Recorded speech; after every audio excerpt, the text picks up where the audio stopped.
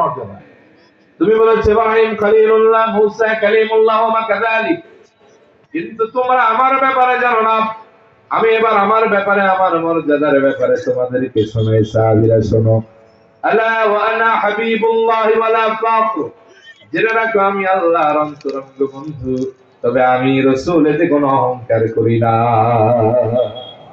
আরে ইব্রাহিম বলো খলিল, সে আল্লাহরে খুশি করার জন্য আগুনে ঝাঁপ দেয়, দুইবার হিজরত করে, সন্তানদেরকে মরুভূমিতে রেখে আসে। খলিল যে সে আল্লাহরে খুশি করতে চায়, আর হাবিব হলেন তিনি যাকে আল্লাহ পাক নিজেই সর্বদা খুশি রাখতে চান। তাহলে খলিলের দাম বেশি না হাবিবের দাম বেশি? জোরে কম।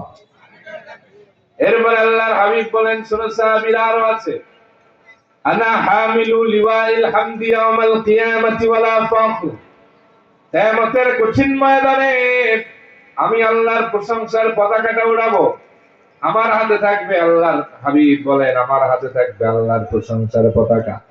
আমার পেছনে সবাই গুরগুর করবে, আনা সাইয়্যিদুন নাস ইয়াউমাল কিয়ামা, কিয়ামতে আমি রাসূল সব মানুষের সাইয়্যিদ হব, লিডার হব। ওয়ালা ফাখর, তবে এতেও আমি রাসূল কোনো অহংকার করি না।